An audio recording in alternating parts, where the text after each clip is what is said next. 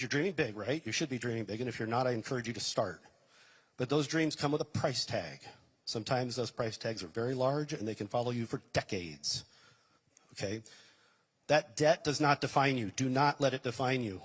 It is not here forever. When you get out of school, and all of a sudden you're handed that little coupon book, and it's time to start paying back your student loans, some of you may have a problem. The payment might be too high. Well, what YRefi does is we work with folks like that who have a student loan, they're in trouble, they get behind in their payments, and now they're looking for a solution. Until YRefi, there was no solution. The solution was very simple. You go into collections, get those collection calls, and they ruin your credit, and they chase you around for the rest of your life. That's not fun. What we're here to do is to fix it. We have heard the stories. We have heard the cries for help. And I got to tell you, talking to our borrowers, I've had the pleasure and luxury of talking to some of our borrowers and hearing what they have to say. And the stories, some of them are horrific. First time I heard a student talk about suicide, I thought, no, this is not the way it's supposed to be. That's why I say, do not let it be you. Do not let it define you. So when a borrower calls in, I'm going to tell you something really cool about YRefi. When you call in, what you're going to get is a live person, not a phone tree. How many people call places right now and beg for a phone tree? Yeah, no hands. Okay, and then the next thing you're going to get is some dignity. What does that mean? Well, that means we're going to listen to your story. We want to understand who you are, what you're going through, and how you're doing it, so we can help you create a custom tailored plan built around your ability to pay and get you out of debt quickly, get that debt paid back so you can move on with your life and gain some financial security. That's who YRefi is. So I encourage you, if you're in that situation, you need some help, please take a moment and look us up. It's YRefi.com. Now, the other side of the story, capitalism, innovation, entrepreneurship. I think we can all agree that that's a good thing, in this country anyway. The only way we're going to get out of this problem, by the way, is by getting the government out of the lending business. Anybody agree with that? If we get the government out of the lending business and put it back into the capital markets, where entrepreneurs and people who believe in that, in innovation and so forth, have the ability to fix the problem, if history's taught us anything, the problem will get solved. That's YRefi. That's my partner and I. That's why we did what we did. Now, what that means is, in order to do this, we did not want to take on any institutional capital. No Wall Street capital, no big dark money garbage, none of that. We raise all of our capital through independent individual investors, accredited investors, people looking to do well by doing good. What does that mean? Well, that means on the investment side, we pay a fixed interest rate from 6.5 to 10.25, depending on how long you want to be invested. Give you an opportunity to make some real returns while investing in a mission you can believe in. That is YRefi. So we invite you to take a moment, check us out at YRefi.com if you're a borrower. If you are a potential investor and you'd like to learn more about the YRefi mission, who we are, what we do, and all the fun stuff, look us up over there at investYRefi.com. Now, in closing, I'm going to say a couple of quick things here. Tonight you guys have a great speaker lineup. I'm sure that's why you're here, not to see me. You're here to see these amazing speakers. So I'd just like to honor those folks. In a minute, I'm going to have you're going to have Alexis come out. She's going to sing you the national anthem like you've never heard before, which is amazing. So I'm going to end by saying this. May God bless America. May God bless you. May God bless YRefi. And at the end of the day, God bless Charlie Kirk.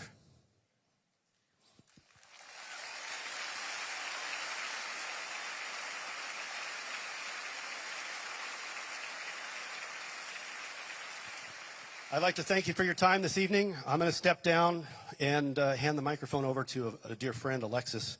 So get ready. Thank you.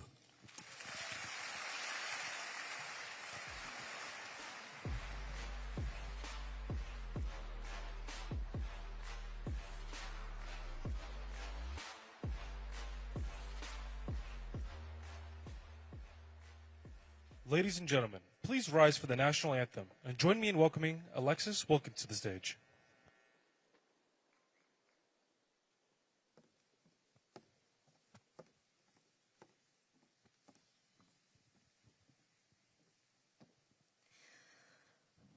Oh, say, can you see by the dawn's early light what so proudly we hailed at the twilight's last gleaming, whose broad stripes and bright stars through the perilous fight o'er the ramparts we watched were so gallantly streaming, and the rocket's red glare, the bombs bursting in air, gave proof through the night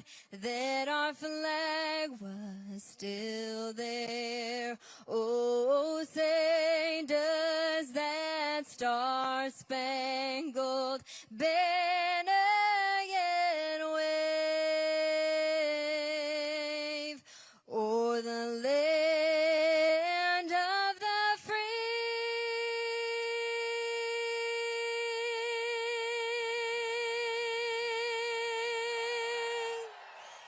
and the home of the brave?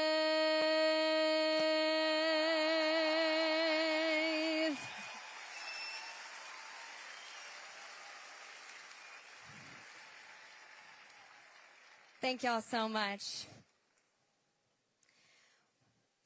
Well, I'm Alexis Wilkins. I'm so happy to be here with y'all. Truly, what an honor. I know that a lot of y'all had to wait out in the rain, had to work really hard to get in here, so I'm so happy to be here with you. I have a long history with Turning Point, and I want to tell you kind of how I got here in my story, because it's really full circle for me. I mean, I always got emotional at Turning Point events. I always have. And then now, of course, there's this new layer that makes us all very emotional at Turning Point events. But for me, my story with Turning Point started when I was 17. So I was in college at Belmont University in Nashville, which is a private Christian college. And I was really going through it politically. I was in business and political science. And I was already in the country music industry, which you would think would be a little bit friendlier patriotically. It's not. It's a little better, but it still has that kind of Hollywood entertainment industry thing. So I was going through that, dealing with college in the political sense. It was 2016, height of that election, and I was in a comparative politics class. And the professor, I could tell, just, did not like me politically. I wasn't really jousting with him a lot, but he knew that he wasn't indoctrinating me. So he ended up giving me an F in that class. And I love school. I got A's. It was never an issue. And that professor decided that he would essentially ignore all of the work that I had turned in, pretend that he didn't get it, and then give me an F. And I said, you know what? I'm not going to take that just because I love America. That's not fair. We're not going to do that. So I went to the dean of the department, dean of the school, ended up all the way to the president of the school. And though him and I actually didn't agree politically, he completely agreed that this was discrimination from this professor based on a political merit. And so we ended up getting the grade changed into a passing grade because I fought it, sent a lot of emails, had a lot of meetings, and went through the process and ended up coming out the other side with a decent result. Another example is I was in Religion 101, and the professor decided that it was a good idea to tell us that Genesis was just a bedtime story. That's not really how God created the universe. It was just, And this is a Bible class. If that's what we're learning in Bible class, oh my goodness. And so he also said we had to go to this assembly, one of the convocations, mandatory in order to pass the class. We had to go to a class called Religion on the Left. And I said, you know what? I love school. I try to respect authority, but I'm just not going to go. And I didn't go. And this mandatory convocation that was completely partisan, not good for anyone's virtues. And I talked to people who did go. It, in fact, was awful. didn't end up hurting me or my grade at all.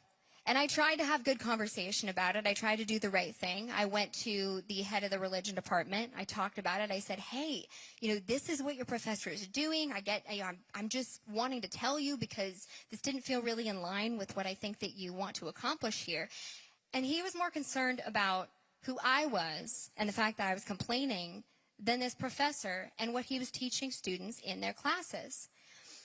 So I had a lot of experiences like this. My experience in college was very storied with things like this. I wrote papers that I watermarked and said, I do not agree with this, and then wrote additional addendums onto those papers just to restate my opinion. And the funny part is a lot of the times that happened, it was something tangible that I could prove or disprove.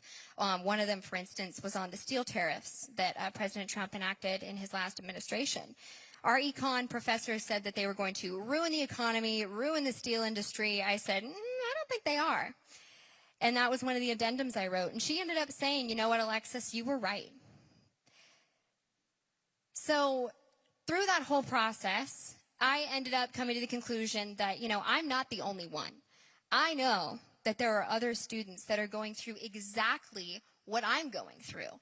And, I have the support, and I, won't really take no for an answer, but I know colleagues of mine or fellow students of mine that may not be sticking up for themselves or maybe forcing themselves to write papers that they don't agree with in order to get a certain grade.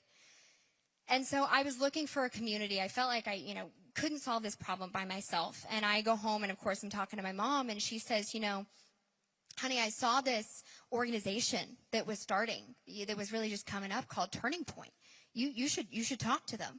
I'm like, okay, I'll talk to this organization. How do I get in touch with this organization? We figure it out. And we end up just calling. And this wonderful man named Bill Montgomery answers the phone. And he says, yeah, I've got this awesome guy, this kid, he's fantastic. He debates like a champion. He's so virtuous. He's incredible. And you know what? He's going to change the world. Do you guys know who that was? He was talking about Charlie Kirk. And you know what? Charlie did change the world. And so following that conversation, I felt like, okay, maybe I do have a community. Maybe there are people who will understand what I'm going through and help me to combat it. And so I was invited to the first meeting that they had. I think it was West Palm. I was on tour with country music, so I could not go. But that led to my involvement with Turning Point USA and becoming an ambassador, going to events, representing, social media, all the things that you see us do. That was the whole genesis. I found Turning Point USA because I needed Turning Point USA. I was sitting in your exact seats, watching people speak, thinking, man, what can I do more? What can I be doing to make this world a better place? And even when it wasn't tied to a specific election, when it wasn't tied to a specific candidate, it's just you look around and I can empathize with how you feel, because you look around and you go, do I not fit in with kind of how this world is or what I see on social media? I'm so happy that I feel like in the last year it's become cool to be virtuous. Do you guys notice that? That we're kind of starting to see the revolution. And I credit a lot of that to Turning Point, the work they've done with the faith divisions, with the Young Women Leadership Summit, with the groups that they find to speak to and the students that they inspire. I think that that's a huge part of it. And so for me to be here speaking to you all, I'm so honored, and that's why it's so full circle for me. And so I guess I just wanted to tell you all that if you ever feel when I was sitting in your seat, I remember thinking, man, I'm just one person. I felt, small. Like what can I do as one person? And I think my answer for you guys, and everything that the Army, that Turning Point tells you, is that you are not just one person. You are a huge, pivotal piece of the culture of change that we are trying to enact. You can go into your community. You can inspire other people to live differently, to stand up differently, to speak differently. Courage is contagious. It really is. And the fact that you can go into your spaces. You might say, hey, it sounds as simple, but you might say, yeah, I'm going to the Turning Point chapter meeting tonight. And someone comes with you. people are just nervous to take this first step. And I think that if they have someone to guide them, it helps so much. And you really, we talk about, I love the conversation that's going on about, that's starting about faith right now.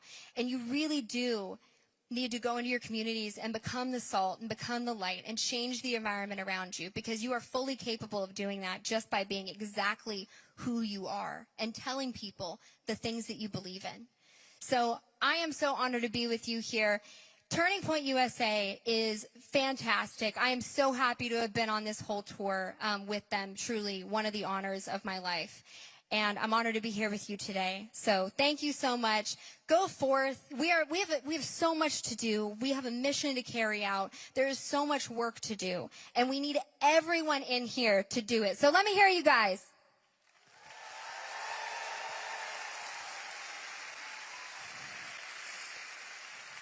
It really takes all of us. And as I've traveled between these campuses, just the outpouring of support and the people that have shown up, I look out. And like I said, Turning Point events have always made me emotional, but this is just next level. So thank you guys for showing up.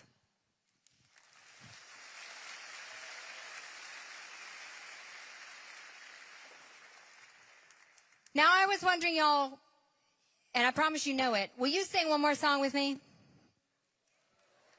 Yeah? Don't be scared. You know it, I promise. If tomorrow all the things were gone, I'd work for all my life, and I had to start again with just my children and my wife. I thank my lucky stars to be living here today, 'cause the flag still stands for freedom, and they can't take that away. And I'm proud to be an American, where at least I know I'm free. And I won't forget the man who died, who gave that right to me. And I gladly stand up next to you and defend her still today. 'Cause there ain't no doubt I love this land. God bless the USA. From the lakes of Minnesota to the hills of Tennessee, across the plains of Texas, from sea to shining sea, from Detroit down to Houston and New York to LA, there's pride in every American heart, and it's time we stand and say that I'm proud to be an American, where at least I know I'm free. And I won't forget the man who died, who gave that right to me. And I gladly stand up next to you and defend her still today. 'Cause there ain't no doubt I love this land. God bless the USA.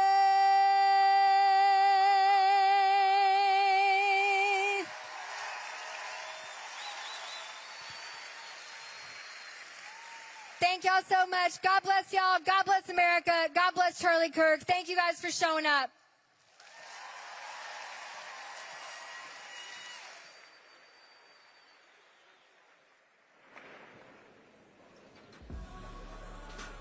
Please welcome to the stage Ole Miss Turning Point USA Chapter President Leslie Lockman.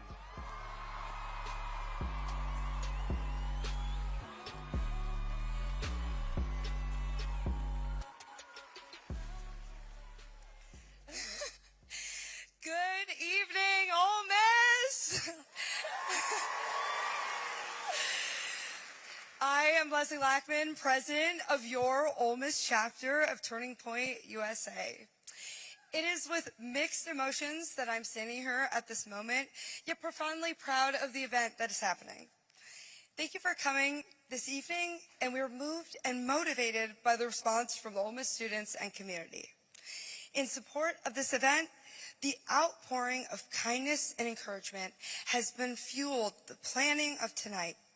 Let's also take a moment to express gratitude to the security and law enforcement, not only for their extraordinary assistance today, working to help keep us safe, but for the diligent and hard work every day, putting their lives on the line.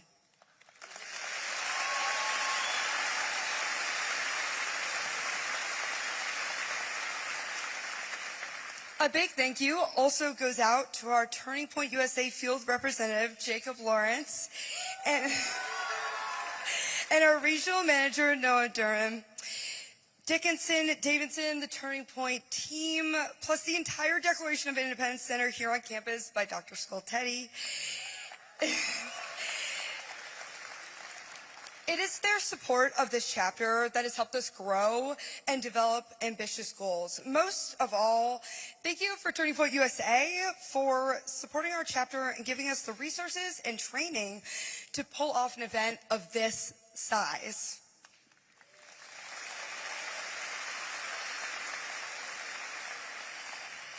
If you are at another university and are interested in starting a chapter, please go to turningpointusa.com/get involved today.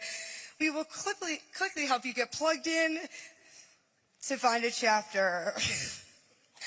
Finally, attend our biggest event of the year, America Fest, this December in Phoenix, Arizona.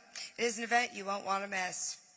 In July, fellow student and Turning Point treasurer Stephanie Greer and I traveled to Dallas for the Turning Point Women's Conference, where we were moved by many speakers like Riley Gaines, Erika Kirk, and Charlie Kirk.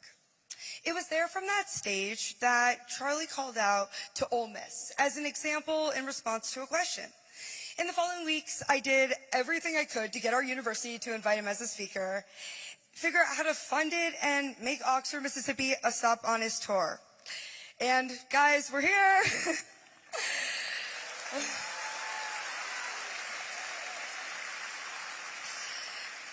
I was so excited when it came to fruition, and our first promotional poster was printed with today's date on it.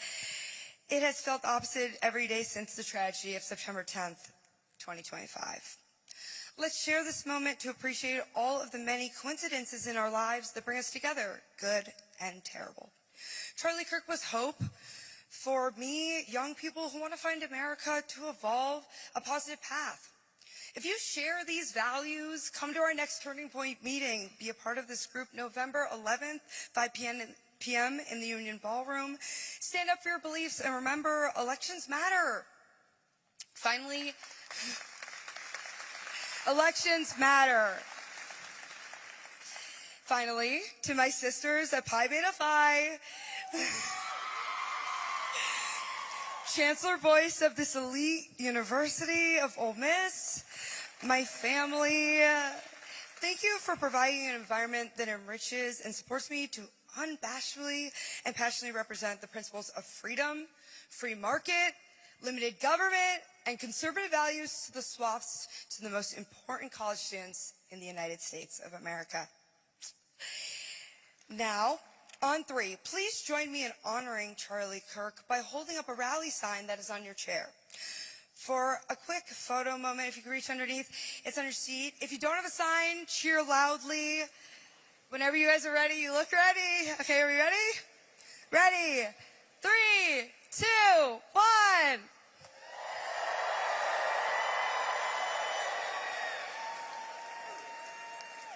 Thank you, guys. There you go. Hotty toddy, a very Ole Miss tradition style. Now, join me in welcoming the 50th Vice President of our great country, the United States of America, JD Vance, and up next, Turning Point CEO and Charlie's wife, Erika Kirk.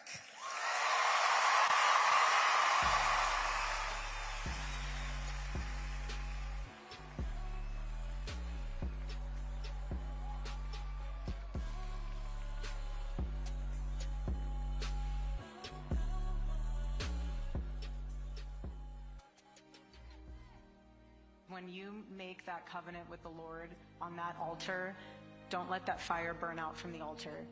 That love is so special and so powerful. You married your soulmate. You married the person who God made for you. He was the perfect father. He was the perfect husband. Charlie always believed that God's design for marriage and the family was absolutely amazing, and it is. And over, he would tell all these young people to come and find their future spouse, become wives and husbands and parents. And the reason why is because he wanted you all to experience what he had. He wanted everyone to bring heaven into this earth through love and joy that comes from raising a family. It's beautiful.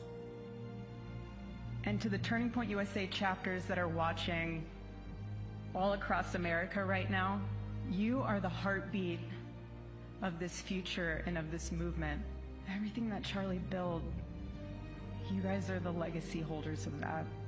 You are living proof that his mission did not die with him. It lives through you. And Charlie always said the next generation will decide whether freedom endures.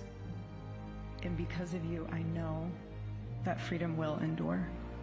The next speaker is a very, very special speaker, and she has had a heroic last year, and I believe she's the best mom in the world. Truly the best mom in the world. She is my hero and the love of my life. Join me in welcoming Erika Kirk.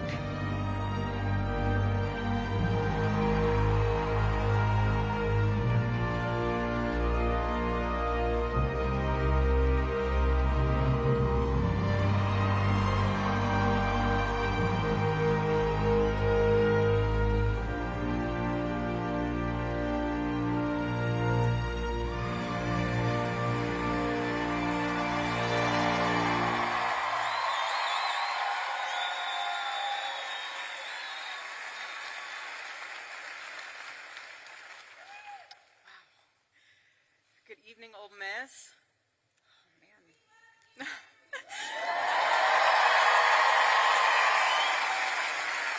Love you guys, too. Oh, it's hard not to cry after watching that. I haven't seen that portion of him saying that video since that day happened. But Charlie, when he came onto campus, he loved to immerse himself in the culture of the campus that he was in. And so, from word on the street, you guys have a chant out there. I hear it's a good one. It's hotty toddy.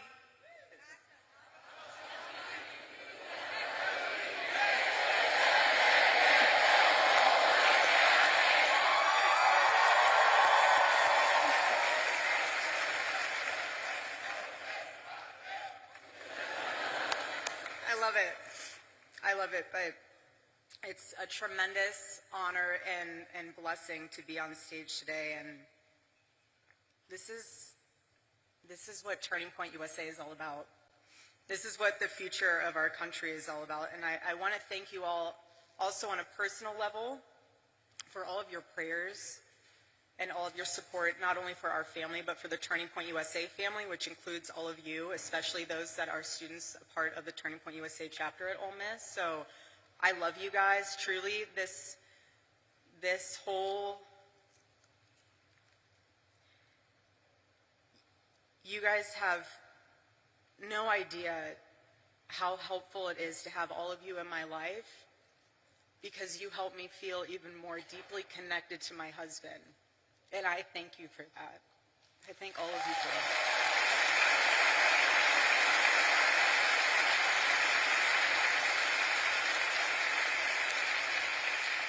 And I say that also because you guys are the heartbeat of Turning Point USA. You're the heartbeat of this organization, and every time we were at an event, especially one that Charlie was speaking at, he would always ask beforehand, he would always ask Mikey or the team, he'd say, who in the audience is a Turning Point USA chapter leader or chapter member? And whenever there was a student there, he would stop everything before the event and he would sit down with them.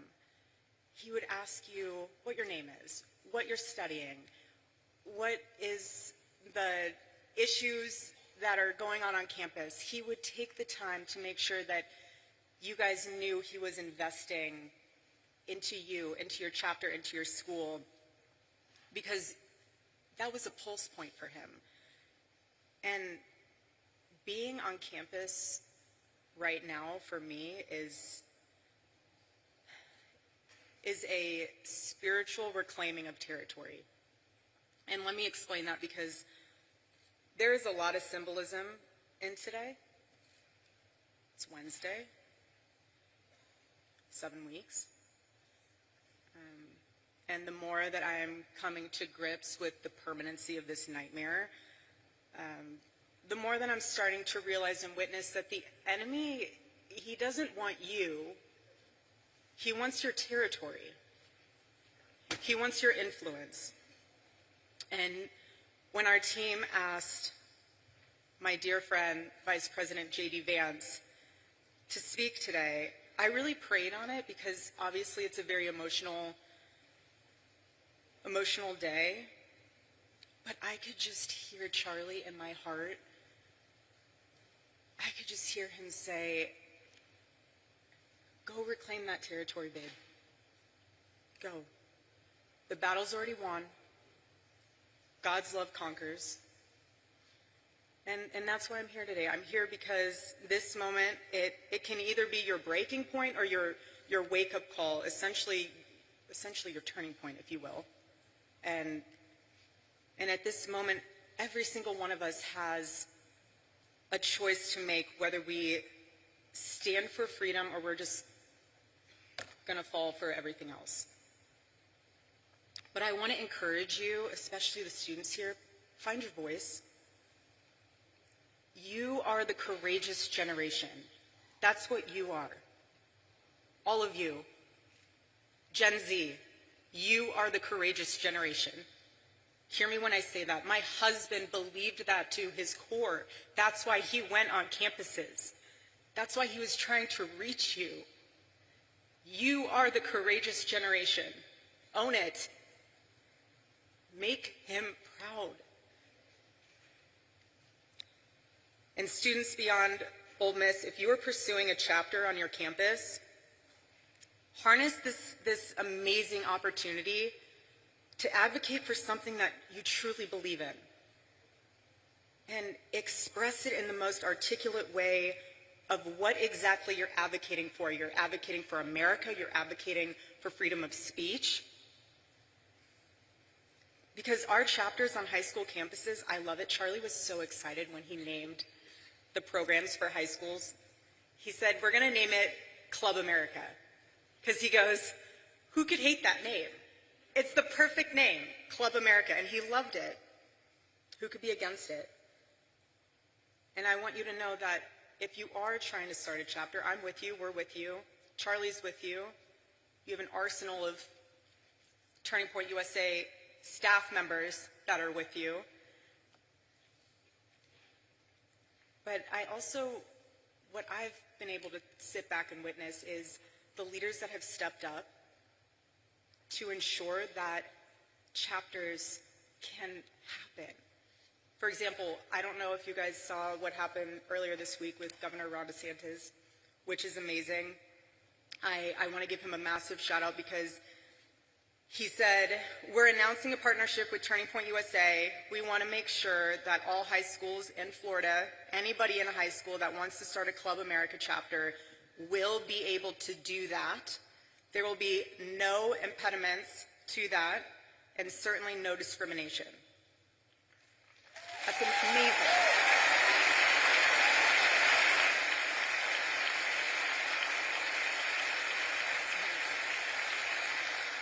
And then also, Governor Youngkin. I want to thank him as well. He donated generously to Turning Point USA to support new Turning Point USA chapters all over the Commonwealth of Virginia. How powerful is that? It's amazing. I'm so grateful. So when I heard that, I just looked up. I was like, all right, Charlie. 2 down, 48 to go. I see you. But Club America and Turning Point USA chapters, if you're wondering what those values are, it's life, liberty, and the pursuit of happiness, and that's what our country was founded on.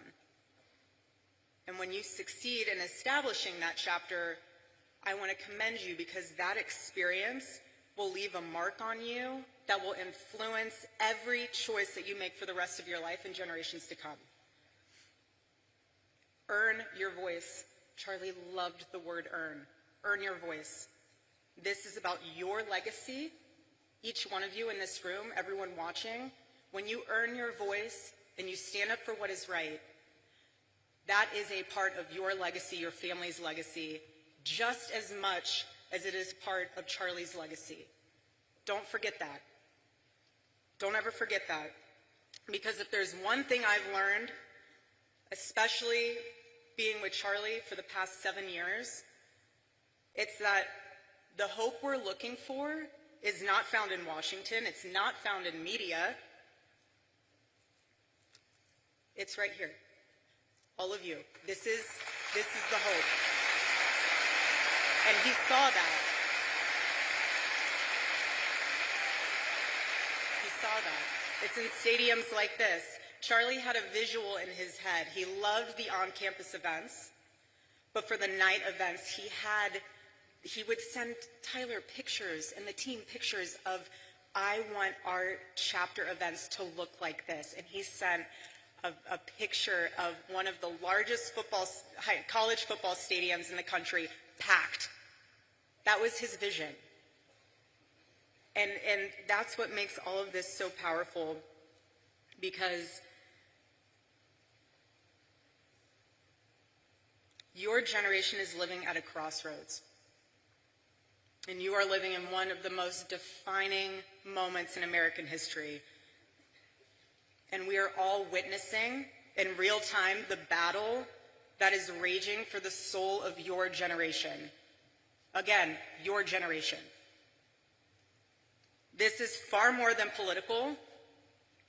And you will hear the world and the culture, for that matter, pressure you and say, go with the flow, don't ruffle feathers, don't say that, you might offend someone, you might lose some friends if you wear a red hat, if you go to a Turning Point USA chapter event. But when I hear that, I need to be so blunt and honest with you now, because before, when I heard it, I said, okay. Now when I hear that, if you're worried about losing a friend, you might. I lost my friend. I lost my best friend.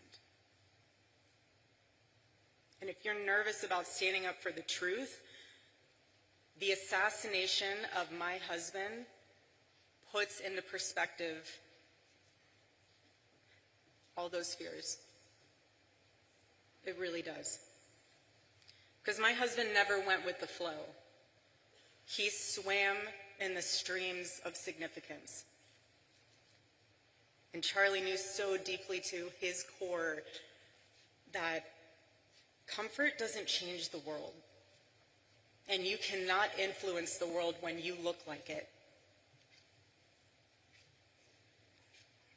The enemy of truth doesn't need to destroy a nation overnight. He just needs to convince people that truth no longer matters. And the enemy thrives when Christians don't speak up, when citizens don't vote, when students don't think for themselves. But in Ephesians chapter 5, verse 11, it says, have nothing to do with the fruitless deeds of darkness, but rather expose them. That's what it means to live as salt and light.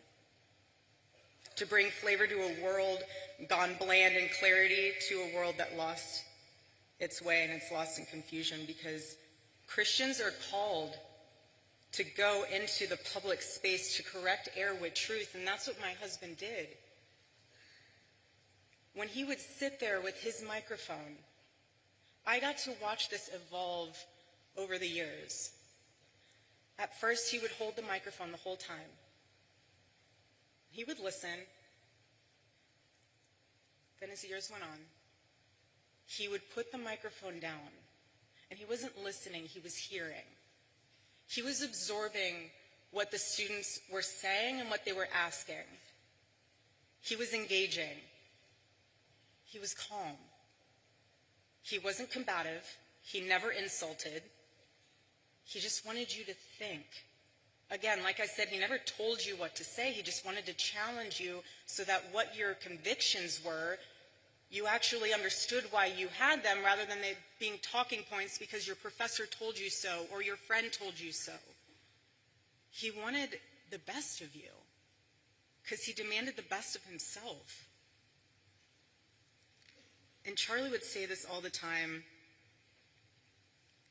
Your rights don't come from the government, they come from God. And he knew what every founding father knew, and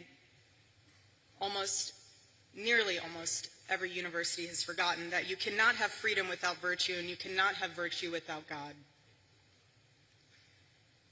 And that's what makes this nation so different. That's what makes it worth defending as a courageous generation. And another thing that Charlie used to say all the time is that it does not take skill to be courageous. It takes a choice to be courageous. And now's the time to make that choice. Either you sit on the sidelines. I mean, I don't know what else can wake you up. I really don't know what else could stir that fire within you to get involved or to use your voice or to make a difference. If you're looking for another sign, I have no idea what to tell you. I just want to encourage you, though, that yes, this is about America, and yes, my husband would say saving Western civilization. That's true on both fronts. But deeper than that, this is about your soul, because the fight for freedom starts within, inside of each and every one of you. So again, please stand firm against the wickedness of the devil and the schemes of man. Be alert because his tactics are so clever. What he'll do is he will find one thing. He will find fear, he'll find disappointment, he will find one thing, and he will wedge it in between you and the Lord, and he will make it grow. He will make it grow so much that you lose sight. It becomes this, almost like an eclipse, where the truth is hidden behind it. And yes, the light's still there, but you can't see it anymore. That's the enemy's tactic. And the bottom line is that the enemy doesn't need to change your theology. He just needs to change your vision. And if he can get in your head and blur your vision and distort your vision, he'll do it. He'll do whatever he can. But what the enemy forgets, though, is that the presence of a shadow is proof that there is light. He forgets that. And Charlie's murder might seem like we're standing in a shadow, as if death was the victory meant for the enemy, but looking around in this arena, you are proof that this light of truth burns so brightly. So brightly.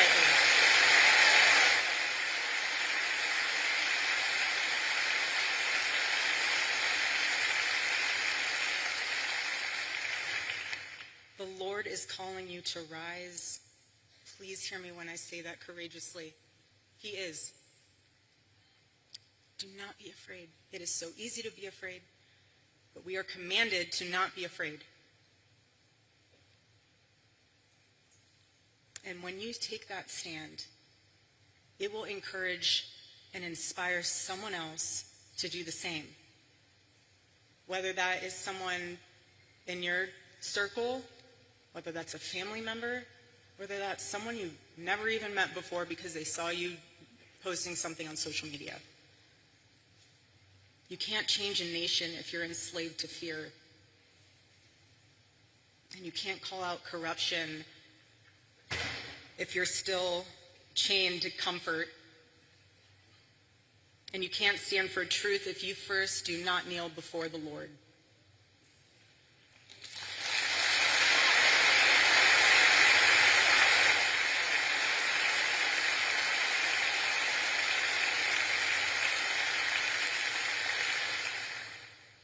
I know I keep saying it, but I'm trying to drive home a point with you all being labeled as the courageous generation, because this generation will decide if America remembers who she is or if she'll forget. And I believe with all my heart that God placed you here now in Ole Miss, not by accident, but by assignment. There is no mistake that you are here in this stadium and arena today. No mistake. God doesn't make mistakes. Doesn't make mistakes. And when being on this campus, I think of 18-year-old Charlie, who would always say, you know, when I started this, I had no money, no connections, and I had no idea what I was doing. But what he did know what he was doing was that he was obeying the Lord. He was obeying what the Lord had placed inside of his heart to fight for. He did.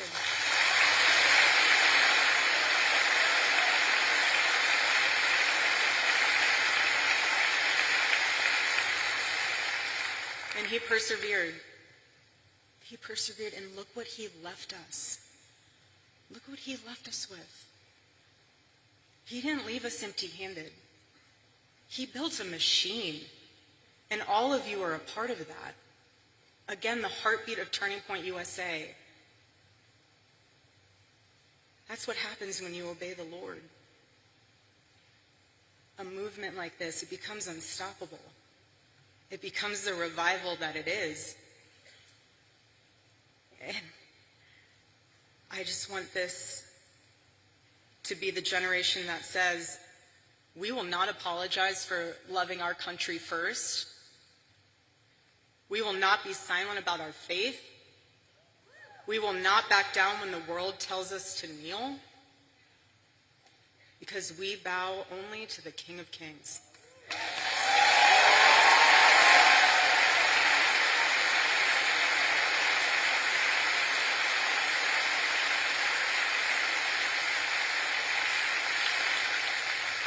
And it's from him that we rise. I personally still believe in America. I still believe in her founding. I still believe in her future. I don't care if people think it sounds crazy, but I still believe that our nation can heal. But we can't save a country that we're too afraid to defend. We can't.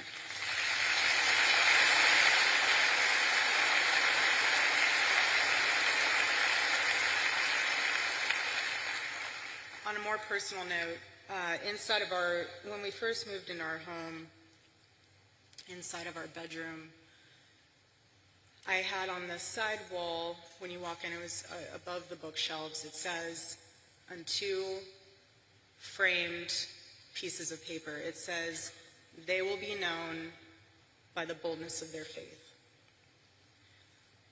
And when I hung that, as many women can attest to this, when you hang things, you see them all the time, you just kind of go about your life. And so, being in the position that I am now, it took me a while to even just make it back into our bedroom.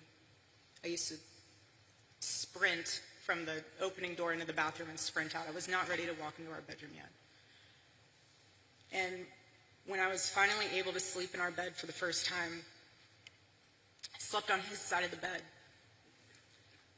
And I noticed, because he had to sleep a certain way on his side, facing the outside of the bed, because he had a bad back. I'm sure most of you didn't know that, but he had a really bad back. Anyways, so it's also why he wore compression socks too. I know a lot of people are like, why do you wear compression socks? Circulation. Anyways, so he would sleep that direction, and so I found myself sleeping that direction as well. And when I woke up for the past several nights that I've been able to be in there, I saw that the first thing I'd see is that on the wall, "They will be known by the boldness of their faith." And I thought to myself, he saw that every single morning he woke up. I didn't, because I'm on the other side of the bed, so I'm facing the window. But he saw that every single morning. And then I thought to myself, because when I go to the office, I will never sit in his office chair. So there's like a couch on the side when you walk in, and I sit on the couch. And on his desk, flanked between the Bible verse of Micah, chapter 6, verse 3, it all kind of came together for me. So he sees us on the wall, and then he sees on his desk these 3 questions that he would ask himself every single day. And it would be, what is something I can do for someone today? The second one was, what is something I can do to add value to the world today? And the third was, how can I honor God today? Those were the 3 questions combined with the words he saw every single morning. So to me, seeing on his desk, that was him suited up with the armor of the Lord every day. That was his combination. And what I'm realizing with that is those were the action points of how to have courage. Because you can ask me, well, how do I become courageous? Ask yourself those 3 questions every single day. And I promise you, you will get courage. You will. Because what death amplifies even more is that you only get one life. Just one. That's it. It's an eternal life. So that's why you have to live like it matters. But I want to remind you that God has created you for greatness, not for something that's lifeless, just greatness. And the question isn't how long you're going to live. It's what are you going to do with your life in the time that the Lord has blessed you with? What are you going to do with that? That's the question.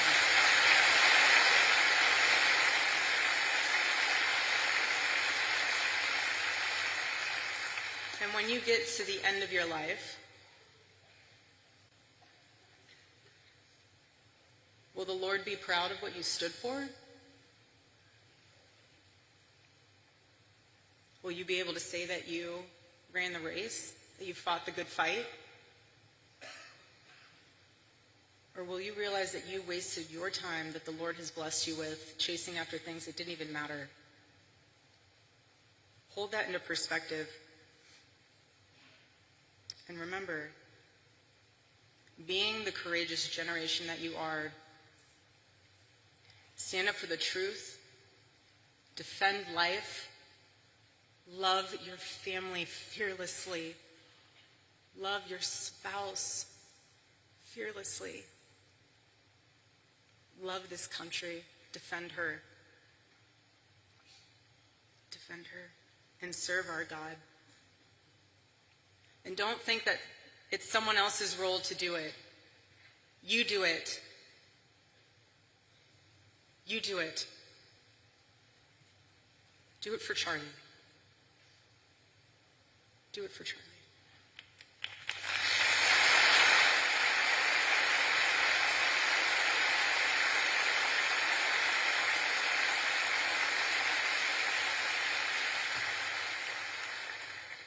And I am tremendously blessed and honored tonight to be able to introduce to you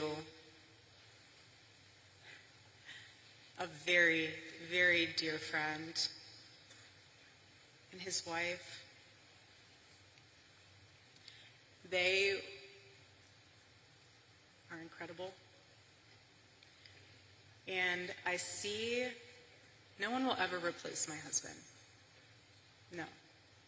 But I do see some similarities of my husband in JD and Vice President JD Vance. I do.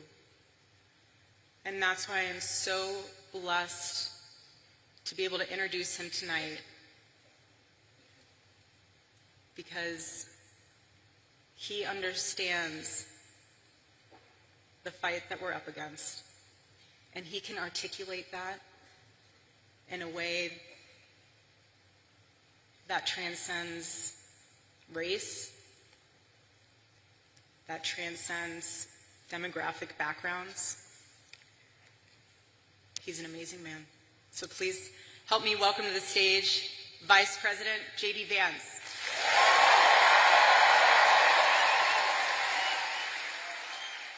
I am honored to introduce a friend of mine, somebody that I have just been so thrilled to see ascend American politics. His story is uniquely American. Growing up in poverty, difficult circumstances, serving his country honorably and heroically in the United States Marine Corps, being an America First champion in Congress, and somebody who I know will bring this vision to make America great again. Join me in welcoming JD Vance, everybody.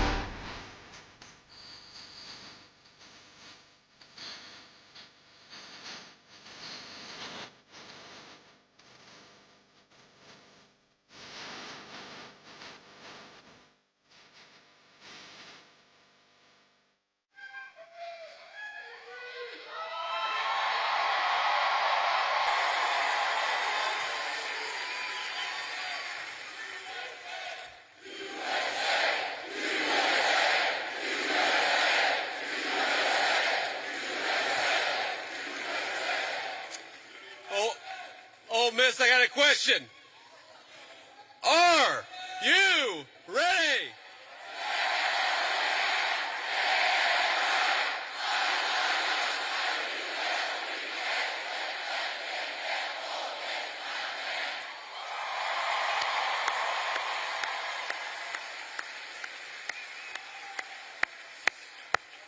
Wow, that was impressive. They told me that would be impressive, and they were exactly right. So let me say a few words of thank you first to my dear friend and the widow of my dear friend Charlie Kirk. Erika, you have been such an amazing inspiration to the entire country. How much do we love Erika Kirk? She's done a hell of a job.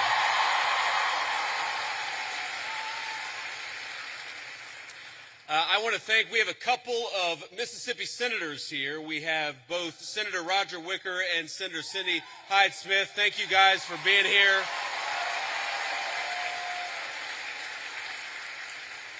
We have the governor of Mississippi with us. We got an all-star crowd here. Governor, thank you for being here.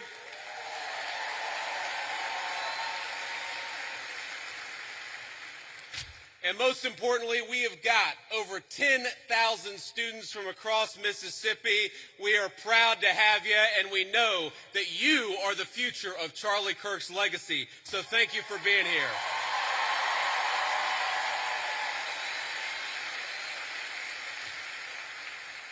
You know, I got this whole speech written, and I'm not going to deliver any of what I had written. I'm just going to speak from the heart, because that's what Charlie would so often do. And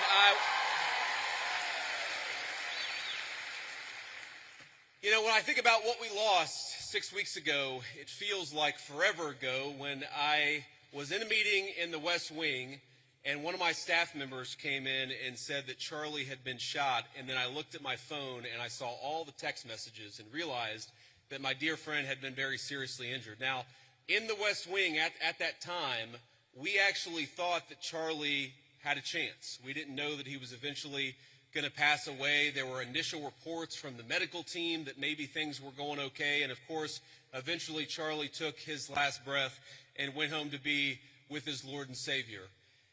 I remember thinking at that moment, first, of course, about Erika and the children. They've got their oldest, their daughter, is very similar in age to our youngest child, and I remember thinking, what a terrible tragedy for that family. And the second thing that I thought was, what a terrible tragedy for the United States of America.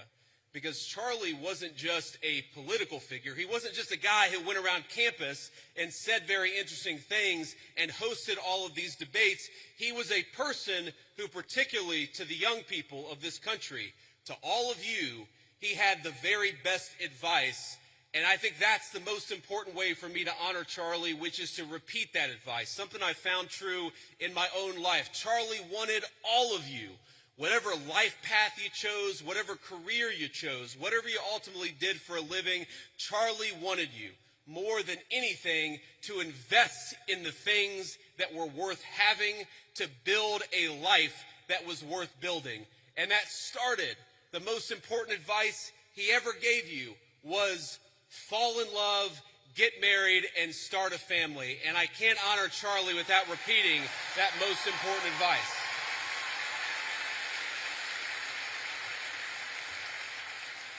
Now, most of you are probably too young to have found the person you're going to spend the rest of your life with. Some of you are lucky enough to have found that person already.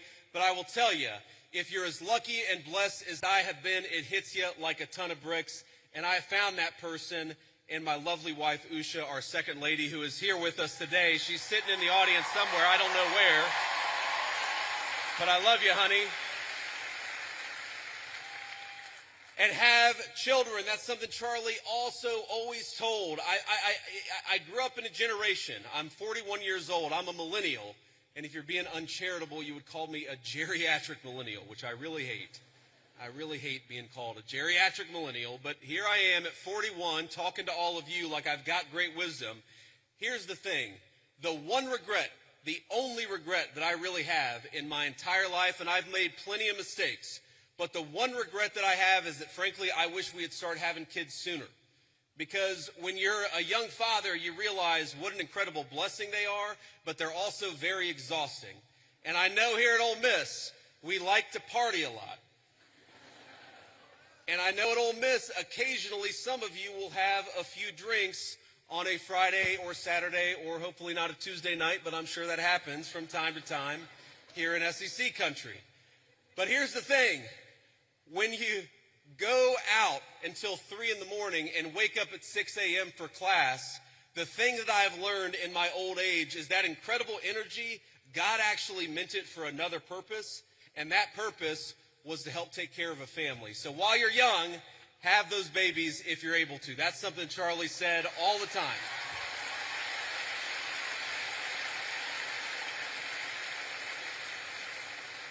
But if you think of that advice, Charlie wanted you to get married. He wanted you to fall in love. He wanted you to build a family. He wanted you to find a vocation. That was the advice that he gave on campuses. But that's not just about you. That's also about our country and about our government. Because while you have the freedom to live life as you so choose, I have got a responsibility as your vice president to make the American dream as accessible as possible. And this is why, my friends, this is why we care about all the things that we care about. Why do I care so much about having a secure border in the United States of America? It's because I believe that when you let in a flood of illegal immigration, what it does is it drives down the wages of young people and makes housing unaffordable for the entire American population. That's why we closed down the border.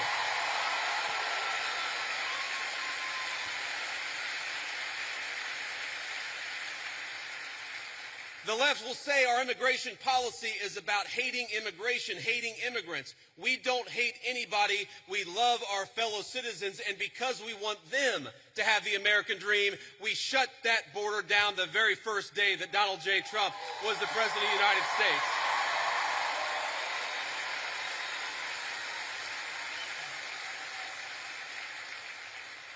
I care about you being able to afford a home, which is why we fought so hard to fix the broken policies of the Biden administration.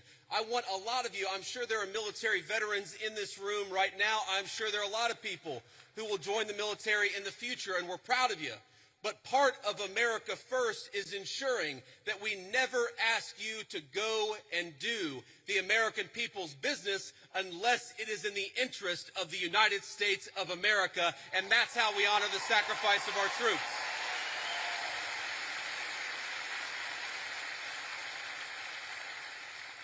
And that's why, my friends, that's why we care so much about free speech, as Charlie lived and died for the basic principle that we ought to be able to talk about our differences, we ought to be able to debate them, and we ought to have faith that the best way to make sure that the best idea wins is to actually just have a discussion.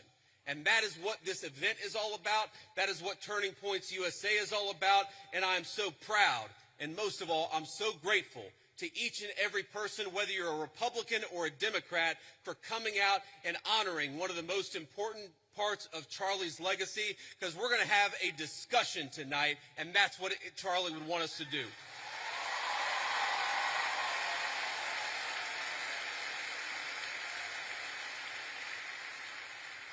Now, I want to get to questions, and I want to leave plenty of time for questions, but I want to make just a couple of final points about Charlie's legacy in politics. The most important thing about Charlie is that he was a great husband and a great father. Erika told me probably 12 hours after Charlie had been pronounced dead, she was just absolutely devastated. She was unable, you know, if you've ever known anybody who's grieving, sometimes it's unable, they're unable to even hold a single thought for more than a few seconds. And what Erika told me, and I'm going to get a little emotional, is that she said that Charlie never yelled at her, he never cussed at her, and that to me is a great legacy to leave as a husband and a father, for your wife to be able to say that my husband was always good to me, and Charlie was a good man.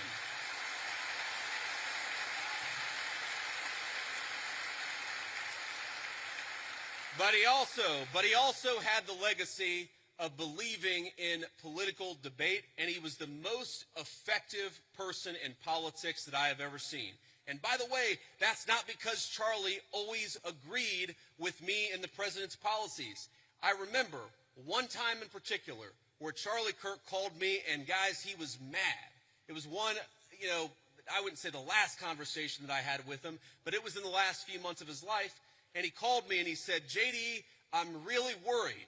I'm really worried that what's going on in the Middle East right now is going to lead the United States into a protracted military conflict. I've never told anybody that Charlie was really worried about that in the final months of his life. Now, here's the thing. Charlie was so effective, and he was so trusted by both me and the President of the United States that when Charlie made that phone call, I didn't say, screw you, you don't know what you're talking about. I listened to him. And I really believe that one of the reasons why the President of the United States knocked out the Iranian nuclear facilities, but never got the United States into a protracted military conflict and never lost a single American in a Middle Eastern conflict is because we had the wisdom and the good sense to recognize that the American people are done with American troops dying in unnecessary foreign conflicts. But Charlie Kirk reminded me of that. Charlie Kirk.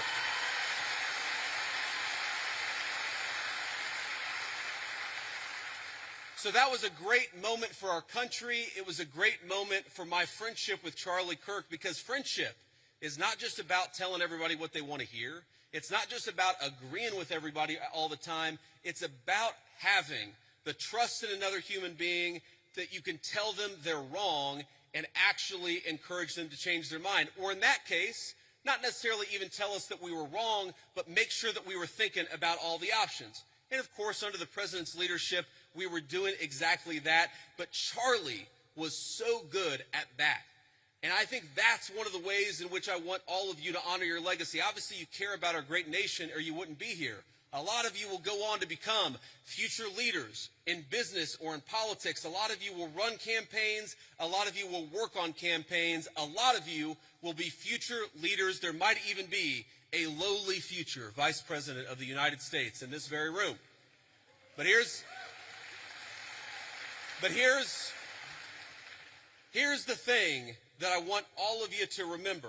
Charlie wasn't effective just because he had opinions. A lot of people have opinions. Charlie was effective because he was courageous, because he worked very hard, and because he made his vision a reality. And so if you care about this country, as I know all of you do, don't just complain about social media. Get up and get involved in a campaign. If you want a better policy outcome, even from an administration that you voted for, then get out and get involved and making your voice heard. If you care about this country, love it enough to get involved in the process and how we govern it. That is the only way we are going to save the United States of America, and that is perhaps the greatest contribution that you can make to Charlie Kirk's legacy is getting involved in saving this country. I'm in the fight, and I know every single one of you are with me. God bless you, and thank you for having me.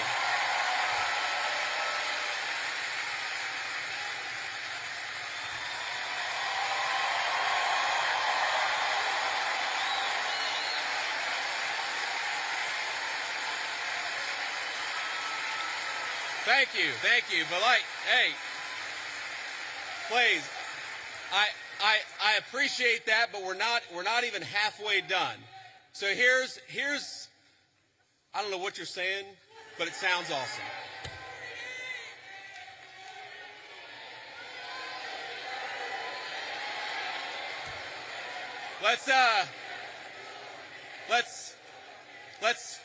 Let's not get ahead of ourselves, ladies and gentlemen. What we're going to do next is actually take some questions. And I remember one of my favorite things about Charlie, not that there aren't going to be some questioners who agree with me, but if you disagree with me, I would ask that you come to the front of the line, because we want to talk to people we agree with. We also want to hear from people we disagree with. It is hard for me to see because the spotlights are very bright, but whoever's in line, go ahead and ask your question. Oh, there we go. Okay, now I can see you. How you doing? Hi, Mr. Vice President. Thank you so much for being here. My name's Lucy. And I'm Ellie, and we're with the Turning Point chapter for this question. Thank you, guys. Can you tell us how your faith helps you in your role as Vice President? Well, I appreciate that. That is a very good question. And this is another way in which Charlie has affected my life. I would say that I grew up, again, in a generation where even if people had very deep personal faith, they didn't talk about their faith a whole lot. And I grew up in a country where you just didn't hear political leaders talk about their faith. But the reason why I try to be the best husband I can be, the best father I can be, the reason why I care so much about all the issues that we're going to talk about is because I believe that I've been placed in this position for a brief period of time to do the most amount of good for God and for the country that I love so much. And that's the most important way that my faith influences me, is we all get a limited opportunity to make a difference. And if you believe as we believe, you believe that God, you believe that Jesus Christ has a plan. And sometimes we don't understand that plan. By the way, one way I don't understand that plan is why my friend lost his life 6 weeks ago. Sometimes I get pissed off about that. But what I remind myself is that there is a deeper rhythm, that Jesus Christ is the author of the fate of human history, and we are charged to do everything that we can to effectuate that vision, to make our country a more virtuous place, a more prosperous place where people can raise a family and not be persecuted for their faith, but teach their children their faith. That recognition that all of us have a duty. And I have two very important duties as Vice President of the United States, to the American people and to God, and that's the most important influence my faith has on me. Thank you.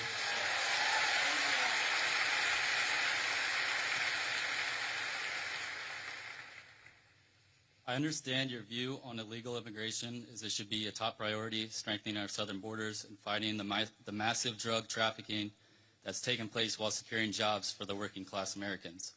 Also, deporting every single person who's invaded our country illegally, which I 100% agree on. My question to you is, what is your view on legal immigration? Personally, I have a girlfriend who's studying in America off a visa. Our hope is eventually getting a green card. So what is your view on legal immigration? Should we reduce it? Also, what is your plan for a merit-based system? Yes, sir. Well, I appreciate the question. And look, my honest view is that right now, America, thanks in part to the Biden border invasion, but also thanks in part to a lot of bad immigration policy, right now, we have let in too many immigrants into the United States of America. That is just a fundamental reality. Now, Now, look, legal immigration is complicated because we let in about 1 million legal immigrants into the United States of America every single year, and I think the evidence is pretty clear that a lot of those immigrants are actually undercutting the wages of American workers. It's one of the reasons why the President of the United States, and a lot of us in the administration have encouraged H-1B reform, because if you look at the H-1B visa, what it's supposed to be is that you have a super genius who's studying at an American university, who's working at a great company. You want that super genius to stay in the United States of America and not go somewhere else. What it's actually used to do is hire an accountant at a 50% discount to an American citizen. I don't think that we should be hiring accountants from foreign countries when we've got accountants right here in the United States that would love to work for a good wage.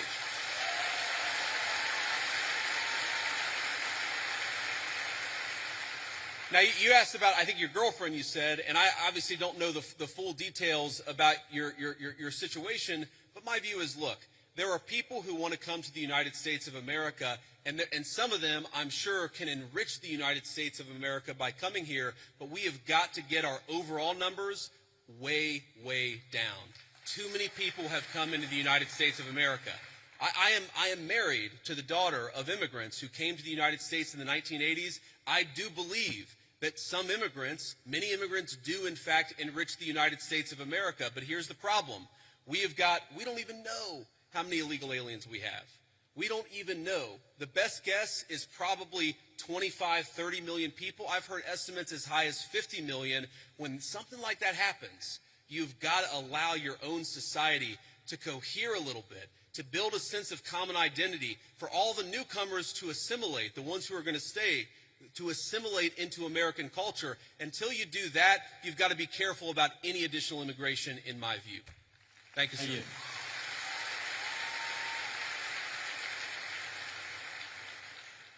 Hello. I have a question about Israel and Trump's policy towards it. Do you think it's a conflict of interest for Miriam Adelson, an Israeli donor, to give millions of dollars to his campaign, and then Trump have pro-Israeli policies? Well, if you're asking, do I think the President of the United States has a conflict of interest? No, I do not, because I know how the President of the United States makes his decisions, and I see it behind the scenes. Now, as the President himself has said, Miriam Adelson, who, by the way, I know, and I have a very good relationship with her, she is very clear about the fact. She doesn't hide the fact that she really loves Israel, and that is part of what motivates her political giving. That is a reality. At the same time, the President of the United States is America first through and through. And let me give you just a couple of examples of this. Number one, we have heard from some pro-Israel voices, some people who really love the state of Israel, that they don't want us to have a relationship with certain Middle Eastern countries. Well, the president, his attitude is, we need to build relationships with any country where we have shared interests, and he's going to do it if it's in the interest of the American people, and he's done exactly that. Number two, there were people, and I remember this criticism of the President of the United States, I just raised it in the context of a conversation I had with Charlie. I remember when people said that the President of the United States was going to get us into a multi-100,000 troop regime change war for Israel. This was 4 months ago. This was 6 months ago. Now, the people who accused the President of the United States of wanting to get us into a regime change war for Israel, I wonder if they stepped back and said, you know what, we were wrong about that, because the President of the United States did not want to get us into a regime change war for any other country. He wanted to knock out a nuclear facility and get everybody back home, and that's exactly what he did. So I understand there's some frustrations out there, but I think the President of the United States, more than any president of my lifetime, is willing to stand up to anybody if he thinks it puts the interests of the American people first. Thank you. Hello, Vice President Vance. How you doing? Good. I have a question. Do you condone large private corporations such as Palantir hoarding data caches on U.S. citizens? No, I don't condone it. And here's the thing. So I get asked about Palantir a lot because there's this internet meme out there that somehow I am super in bed with Palantir. And here's the thing that I'd say about this. Palantir is a private company. They sometimes do a useful service, and sometimes they're going to do things that we don't like. You should be demanding that your representatives do two things when it comes to Palantir or when it comes to any other technology company. Number one, protecting your data. What's going on with artificial intelligence is going to mean that there are massive inducements to steal your data, to harvest it, and to use it against you to sell digital advertisements. That is not what I believe in, and I've been fighting against it, whether it's Palantir or any other technology company, literally before I ran for office. When I ran for office, I was criticized by Republicans in my Republican Senate primary because I was talking then about Google and Facebook harvesting our data. It's unacceptable. I don't care who does it. I don't want them to do it. Number two, and this is also very important, what's going on with artificial intelligence, we got to be worried about large-scale surveillance, okay? Everything. You asked about Palantir. Do you know that every time you make a credit card transaction, the credit card companies are collecting data on how you spend your money? Do you know that every time you linger over a link on the internet for more than a half second, the search engines are collecting data on you so that they can sell you advertisements? One of the biggest questions for American policy over the next 10 years is how to ensure that you are a sovereign citizen. And you cannot be a sovereign citizen if any private corporation or any government can steal something from you that belongs to you. Yes, sir. Thank you. Thank you.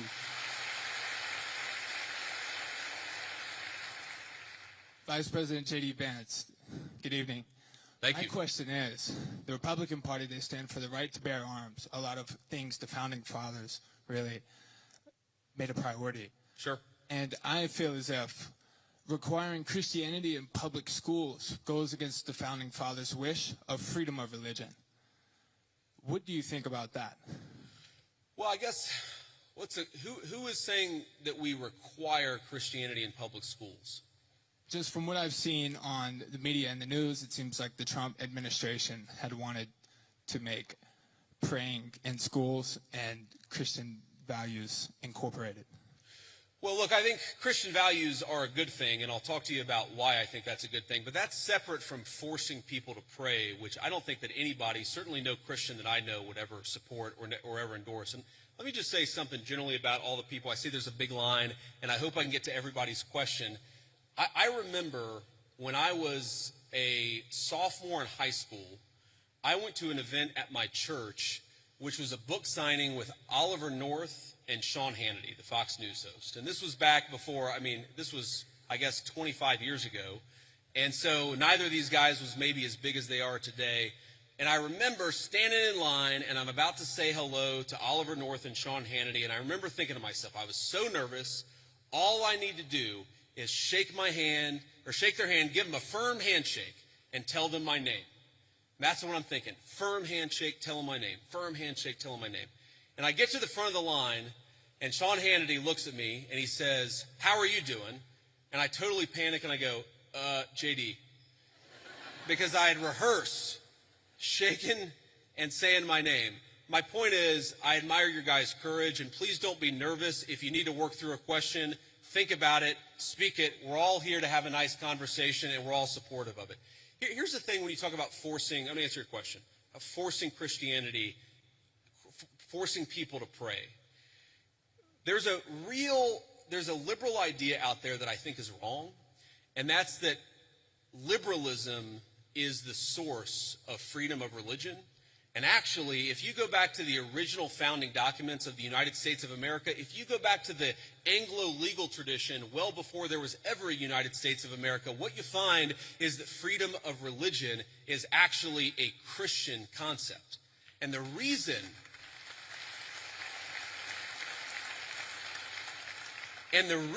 it's a Christian concept is very simple. Because Christianity, Imago Dei, the idea that we are all made in the image of our Creator, means that we must respect the free will of every single person. Now, part of that is you have a conversation with people. Having free will doesn't mean that you're not allowed to encourage somebody, that you're not allowed to talk to somebody about your faith, that you're not allowed to talk about certain values in school. When our founders talked about freedom of religion, they didn't mean you weren't allowed to say a Christian prayer in a public school or that you weren't allowed to talk about Jesus Christ in a public forum. They just meant that nobody could force you to profess the Christian faith. That had to come from your own free will. And I believe that, and I think every Christian who I've ever spoken to believes that the source is the Christian, the source of your faith The Christian understanding must be your own free will. But here's the thing about Christian values. There are a lot of Christian values out there that I think that we've just sort of assumed and we've in fact taken for granted. Christian values are the idea that you should respect every single person as an individual, whatever the color of their skin, created in the image of God. That's a Christian concept. And in fact, it was a Christian empire, Great Britain, that abolished slavery to begin with. The idea that we should eliminate child sacrifice. What did the Christian settlers find when they came to the New World? They found a lot of civilizations that were murdering babies in weird religious rituals. It was Christianity that said we don't kill children just because they're somehow inconvenient to people. A lot of the things, human rights, the very idea that human beings have rights are a Christian concept. And so I'd ask you, my assumption based on the question is that you're skeptical of Christianity, or at least of certain public professions of Christianity. One of my favorite Bible verses is, "By your fruits ye shall know them." And I think that the fruits of the Christian faith are the most moral, the most just, and the most prosperous civilization in history. I make no apologies for believing that Christianity is the pathway to God. I make no apologies for thinking that Christian values are an important foundation of this country, but I'm not going to force you to believe in anything, because that's not what God wants, and that's not what I want either. So, go ahead. For the school system, do you agree that there should be Christian implementation, or do you think that school system should be neutral and be focused on science, literature, reading, writing, arithmetic? Well, I reject the idea that anything is purely neutral. Okay, there are, for example, let's take a basic scientific fact, and this is a little spicy. I'm not trying to make this too controversial, but take the basic scientific fact of, can you take a pill to change your biological gender? Okay, now that's something that 15 years ago, quite literally, every single scientist in the Western world would have said, absolutely not, that's crazy, and now people will. I think the premise of your question, I don't totally share it, because I don't think perfect neutrality is possible. What is it? You talk about history.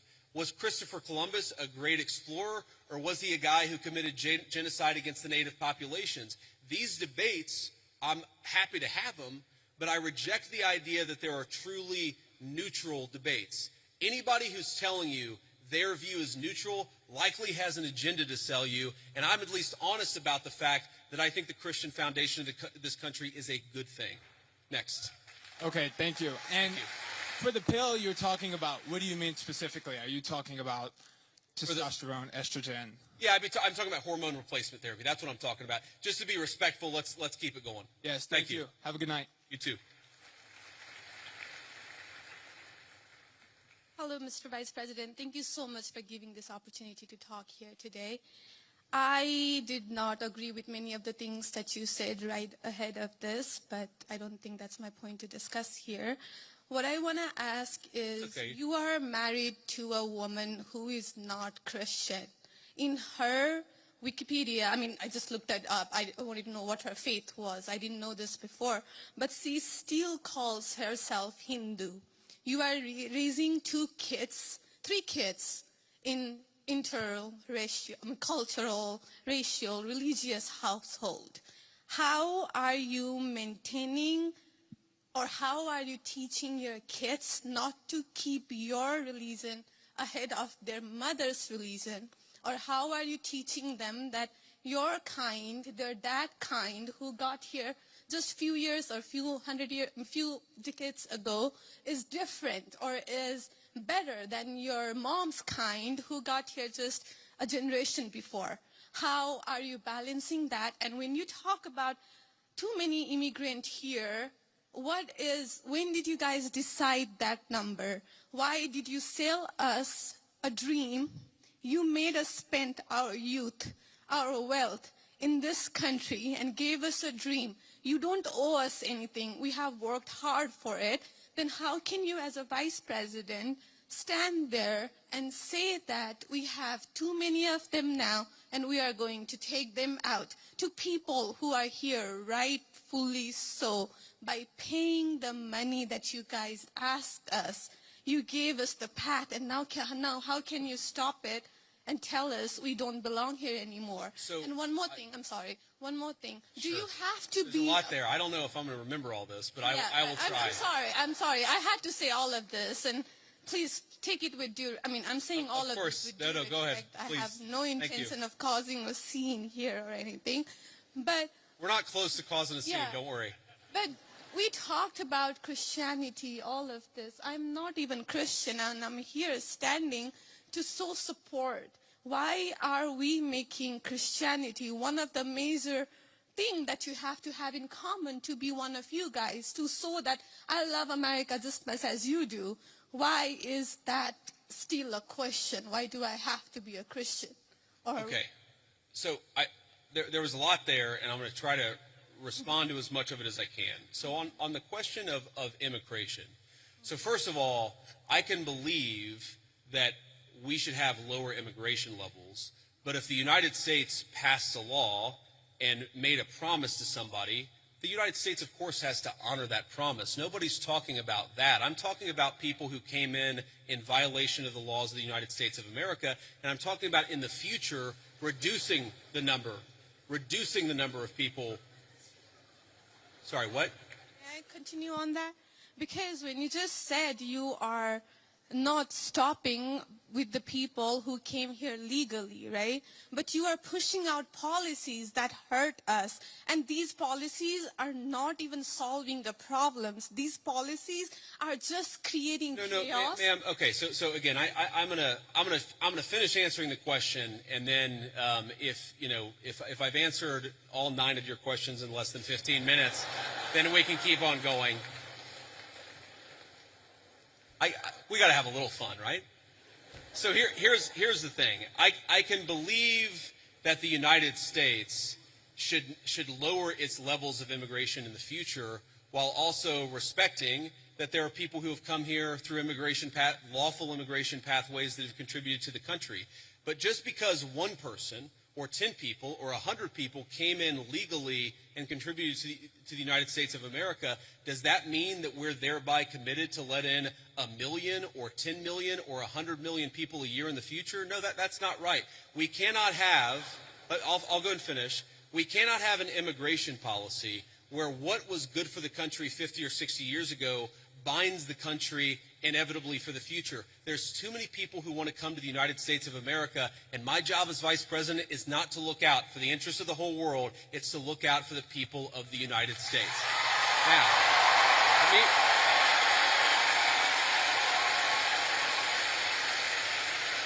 Now, you asked a personal question about our interfaith household. And yes, my wife did not grow up Christian. I think it's fair to say that she grew up in a Hindu family, but not a particularly religious family in either direction. In fact, when I met my wife, we were both, I would consider myself an agnostic or an atheist, and that's what I think she would have considered herself as well. You know, everybody has to come to their own arrangement here. The way that we've come to our arrangement is she's my best friend. We talk to each other about this stuff. So we decided to raise our kids Christian. Our 2 oldest kids who go to school, they go to a Christian school. Our 8-year-old did his first communion about a year ago. That's the way that we have come to our arrangement. But, thank you. My 8-year-old was also very proud of his first communion. Thank you, guys. I'll tell him that Old Miss wishes him the best. But I think everybody has to have this own conversation when you're in a marriage. I mean, it's true for friends of mine who are in Protestant and Catholic marriages, friends of mine who are in, atheist and Christian marriages. You just got to talk to the only advice I can give is you just got to talk to the person that God has put you with, and you've got to make those decisions as a family unit. For us, it works out.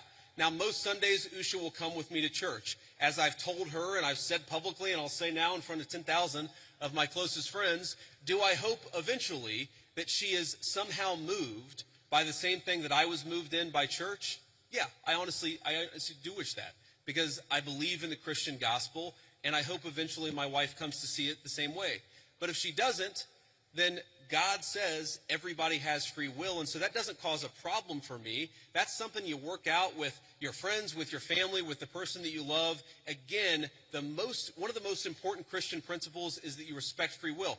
Usha's closer to the priests who baptized me than maybe I am. They talk about this stuff. My attitude is you figure this stuff out as a family and you trust in God to have a plan and you try to follow it as best as you can. And that's what I try to do. I want to make a final point. So I don't want to cut you off. I want to be respectful to all the people behind you in line. But I want to make this point about immigration, okay?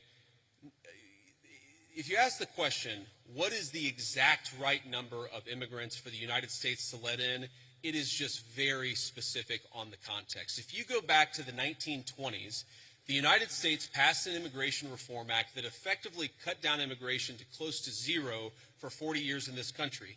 And what happened over those 40 years? The many, many people who had come from many different foreign countries and different foreign cultures, they assimilated into American culture. And there was an expectation that they would assimilate into American culture. I think we have two problems in our immigration system today. And my guess is you're probably a slightly more leftist political persuasion, liberal political persuasion, maybe not. But here's the thing. I remember back in my establishment GOP days when I was still very early getting involved in Republican politics, I remember a conservative think tank person who told me that one of the reasons why immigration was really good is that if you had enough diversity in a country, people would mistrust each other and they wouldn't join labor unions. Okay? So when I see a lot of left-wing people who theoretically support organized labor saying we need to flood the country with a limitless number of immigrants, they're unwilling to set any limitations on it. My response to that is you are destroying the very social trust on which American freedom and prosperity was built. And that is really important to me. So the honest answer to your question, what is the exact number of immigrants America should accept in the future? Right now, the answer is far less than we've been accepting. We have got to become a common community again, and you can't do that when you have such high numbers of immigration, which is one of the reasons why we have the immigration policy we do. Thank you. Next.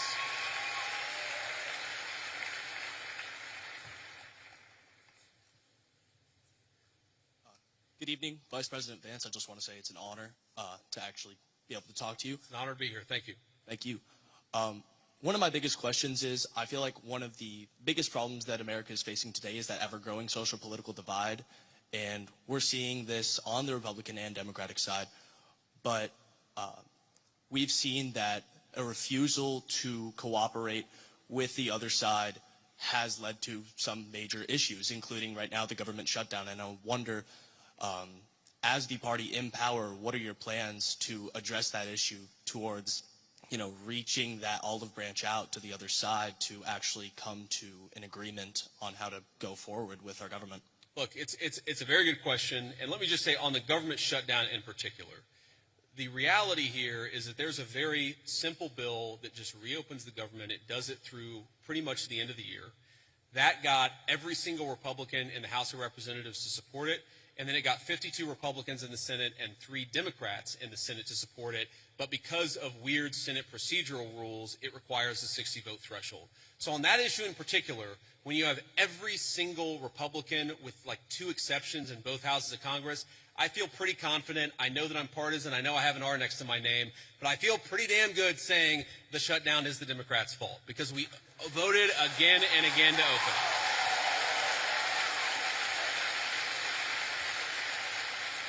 Now, but there's a broader question there, and I think most Americans, whatever their political persuasion, would actually like the country's political parties to work together better to solve the problems. And look, and I agree with that. And my approach when I was in the United States Senate was to try to find some issues where we could agree with the other side on and try to work with them on it. And let me give you one example. I really worry about concentration in the corporate sector. I worry about big corporate monopolies. I worry that when you have only 1 or 2 companies dominating an entire sector, it's bad for liberty and it's bad for prosperity. So you may be shocked to hear this, but I actually worked with Elizabeth Warren on some anti-monopoly stuff when I was in the United States Senate. But here's the problem. The problem is there is actually a lot of things where we could work across the aisle. There are a lot of President Trump is in my view, you haven't seen organized labor ever get behind a Republican at least in 100 years like they have behind Donald J. Trump. There are a lot of areas of common ground on that question. The problem is, as reasonable as some of these people can be in private, in public, the current obsession of the Democratic Party in leadership, I'm not saying every Democrat in the country, but the current obsession of every Democrat in Congress is get President Trump, fight President Trump, attack President Trump.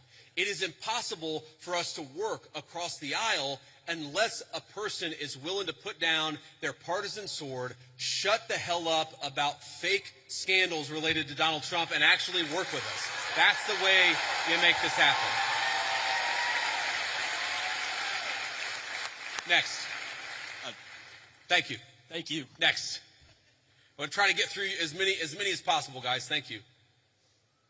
Good evening, Mr. Vice President. Hello. Hi. I actually drove here all the way from Memphis, Tennessee. Go Tigers. So I'm sure everyone here is aware of the Memphis Safe Task Force that has been in the city for about a month now. And I checked a little earlier. As of this morning, I believe they've arrested 1,700 people and seized about 300 illegal guns. So I want to ask, how does this law enforcement objective jive with Attorney General Pam Bondi's pledge to make the Department of Justice a more pro-Second Amendment Department of Justice? Because I'm sure most people in here support the Second Amendment. So how can Republicans and this Department of Justice use the current gun laws that are on the books that a lot of pro-Second Amendment advocates disagree with, that we wanted to overturn in the big, beautiful bill, but we didn't get it? Yeah. So I understand the question. And by the way, I supported some of those changes in the big, beautiful bill. I know the President of the United States did too. We didn't have the votes to get them in there, and that's as simple as that. But I know exactly what you're talking about because there were a couple of issues in particular. I talked to some of my Second Amendment friends. But here's the basic issue. We don't want people who have violated the law, who have committed felonies. The Second Amendment, like every other amendment, it's about due process. It's that you don't have your rights violated unless there is due process of law. If you're a person who's committed 4 felonies and a court has lawfully ordered that you shouldn't have a gun and you're running around with a firearm, I don't have any problem with law enforcement saying you don't get to have that firearm that is illegally possessed, illegally obtained. I think that's basic law and order. Now, again, if you had somebody come in and say, well, we don't think that person should have a firearm, but they haven't violated any law, that's a totally separate question. That's not what we're focused on. What we're focused on is violent crime and people who have violated, the bodily autonomy of another human people. A person who has committed an act of violence against one of their fellow citizens, we're going to clean up the streets, get those people off the streets, and make America safe for the American citizens again. That is our entire law and order policy, and I think we're doing a pretty good job at it. Thank you.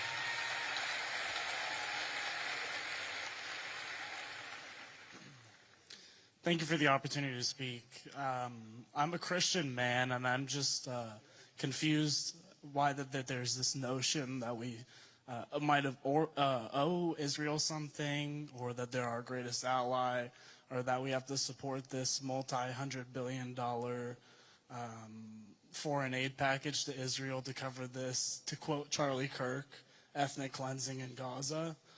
I'm just confused at why this idea has come around, considering the fact that not only does their religion not agree with ours, but also openly supports the prosecution of ours.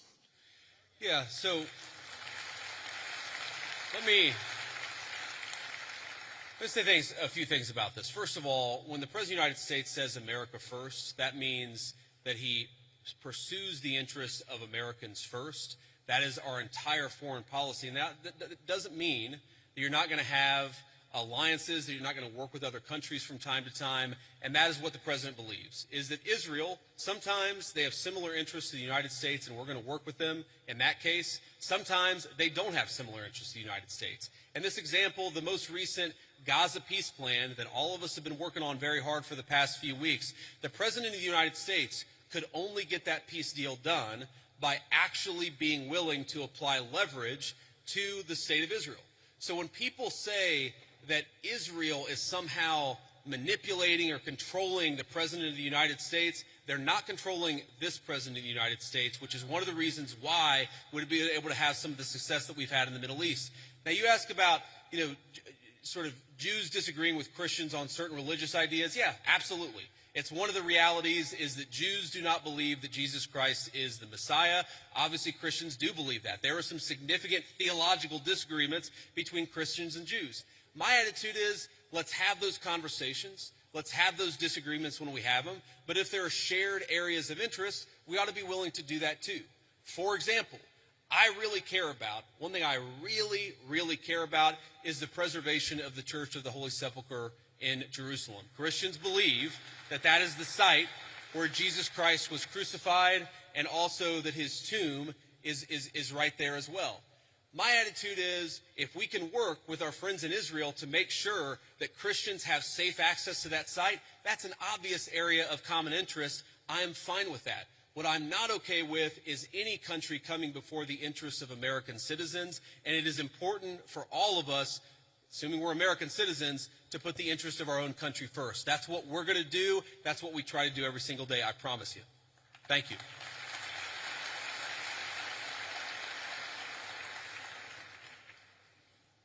Hi, Mr. Vice President. I'm the president of our pro-life organization here at Ole Miss, Rebels for Life.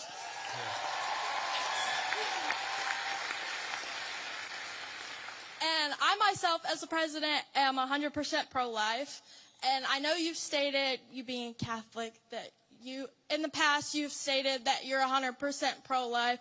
But since joining the presidential campaign as the VP, you've kind of wavered how you see abortion. So I'm just wondering what your stance is right now. Sure. And do you think that someone else's right to liberty trumps someone else's right to life? Well, first of all, I appreciate your question, and I appreciate the work that you do. You asked the question, do I think somebody else's right to liberty trumps somebody else's right to life? No, I do not. I, in fact, do not believe that. Now, you said, and I'm going to take issue with something you said, just the premise of the question, which is that I've wavered on the pro-life issue. I really do believe that the president has been the most pro-life president in the history of the United States of America. Now, that said, there are two things that I think we have to keep in mind here. Now, one is the very, very hard question of, when we talk about our abortion policy, there are some very, very difficult edge cases. There are cases where you've got, an 11-year-old girl who was raped, who it would be unsafe for her to bring the baby to term. You've got situations where, bringing a baby to term would cause serious bodily harm, maybe death for the mother. That's one of the reasons why we believe in the exception in these cases where you have, again, they're edge cases, they're rare. I think the pro-abortion community would have you believe that's 90% of abortions. That's not true. But we've got to be honest about the fact that there are some edge cases. The second thing I'd say about this is that we have to be prudential and practical in what can get accomplished. And there may be disagreements about what exactly that is, but if you look at the pro-life victories that the President of the United States has been able to achieve, he's been able to achieve them because he has worked within the system that we have. If your attitude is you are going to pursue the most aggressive pro-life option, even if it means you lose every election and every outcome means that you're going to be in a situation where the Democrats have abortion on demand up to the moment of birth to the very end. You've got to work within the political constraints that we have. Now, here let me just say something about this. And somebody asked me earlier about my Christian values. And one of the points I made is that when the settlers came to the New World, they found a very widespread child sacrifice. I imagine there are some people who don't agree with my view on the pro-life issue. Let me just make an observation. If you go to historical archaeological sites where there were brothels, and the two oldest businesses in the world are gambling and prostitution, so there were brothels even in very ancient civilizations. If you go back to ancient brothels and you dig up the bones of the women who are working in these places, you will very often find a lot of children who were buried with them. And the answer is that whenever a society decides to discard innocent babies, they also don't treat their women very well. And whenever a society mistreats its women, it is very often the babies who come right after that. There is a reason why Christian civilization ended the practice of child sacrifice all over the world, and it's one of the great accomplishments of Christian civilization. I believe that we should try to be protecting every unborn life. There's a question of exactly how we do it, but I would never say that anyone's right to life should be sacrificed. Thank you, ma'am.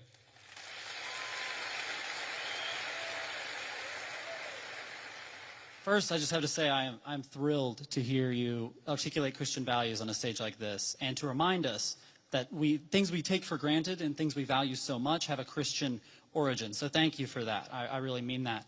However, so much of liberalism, by the way, so much of the far left is a sort of, if you really pay attention to it, it's a kind of perverted version of Christianity. Like, there's nothing wrong, of course, with focusing on people who are disenfranchised, for example. That's the focus of liberalism. But if you completely separate it from any religious duty, any civic virtue, then that can actually become, for example, an inducement to lawlessness. You can't just have compassion for the criminal, you also have to have justice too, which is why I think that a properly rooted Christian moral order is such an important part of the future of our country. But sorry, I interrupted you. Go ahead. No, amen, absolutely. Now, as much as I hope and pray that we can be a nation of Christians, the idea of a Christian nation scares me. So I'd like to hear your feedback on a pretty nuanced argument here, that perhaps there should be a wall of separation, as at least one of our founders advocated, between church and state at the national level. However, that line can and should get blurrier as we descend to the community level. And perhaps that is actually the system, the structure that our founders gave us when they said Congress shall make no law establishing a religious body. However, states did have close relationships with churches at that time. Yeah. Do you think that is a rationale that works? Do you think that is the way we should implement around these Christian values? So this is a very nuanced point, and I want to just make sure that everybody's kind of on the same page here. So if you go back to the First Amendment, it doesn't say separation of church and state. It says Congress shall make no law respecting an establishment of religion. But if you go back to the founding time, there were actually a number of states that had formally recognized churches. So there was the Anglican Church of Virginia. That was the official state church of Virginia. Maryland at the time was the only majority Catholic colony, or at least had a significant Catholic representation of the original 13 colonies. There's a lot there. And yes, I do think that what happened is the Supreme Court interpreted Congress shall make no law respecting an establishment of religion to effectively throw the church out of every public space at the federal, state, and local level. I think it was a terrible mistake, and we're still paying for the consequences of it today. But and I think this is your point, if you were to undo that, if you were to get back to a system actually meant by the founders where Congress is not setting up an established religion, but people in their local communities can kind of do whatever it is that they want to do, I think that would be a better system than what we have today. But I think the most important principle that we have got to remember is you do not have to completely kick God out of the public square, which is what we've done in modern America. It's not what the founders wanted. It's not good for the United States of America. And anybody who tells you it's required by the Constitution is lying to you. Thank you.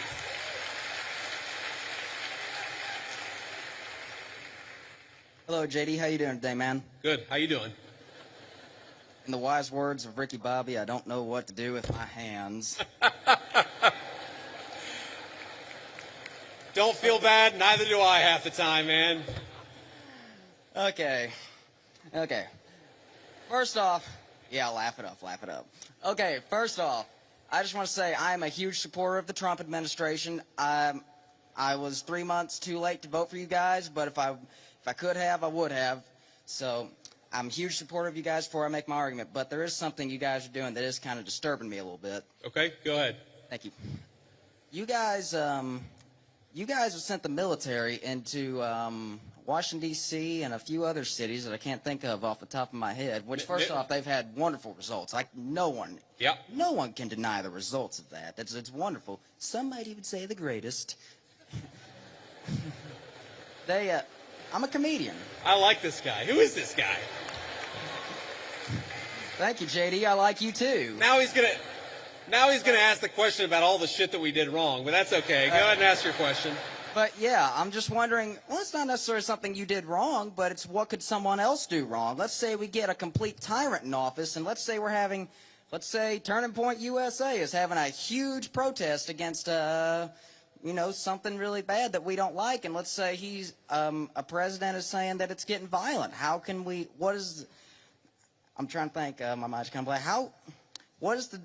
What is the difference between what you're doing and how could we prevent someone from abusing that power? Yeah, so look, I understand where the question is coming from, and I think it's a fair question. And it's going to sound like I'm being sarcastic, and it really is not meant in any offense. But when you talk about what could another administration do, to take a wild, hypothetical example totally off the top of my head, what if Joe Biden sent the Federal Bureau of Investigation to start arresting his political opponents? Okay? So here's something that I want conservatives, I want every conservative to remember. It's an important part of my entire political philosophy is we cannot be afraid to do something because the left might do it in the future. The left is already going to do it regardless of whether we do it. That is the takeaway of the last 40 years. And in particular, if you look at what we're doing, if Joe Biden wanted to deploy the National Guard to a red state in a place where the murder rate was twice what it is in third world countries to actually go after murderers, that would be a great use of the National Guard. Unfortunately, I don't think Joe Biden would use it like that. What I'm worried about, frankly, is what the far left already did with American law enforcement, and that is the thing that we have to prevent against. And the answer to that question is you make sure the people who did it face penalties for using the federal power against American citizens. And by the way, that's exactly what we're trying to do. Thank you. Thank you, JD. Honor to meet you, man. Good to meet you too, man.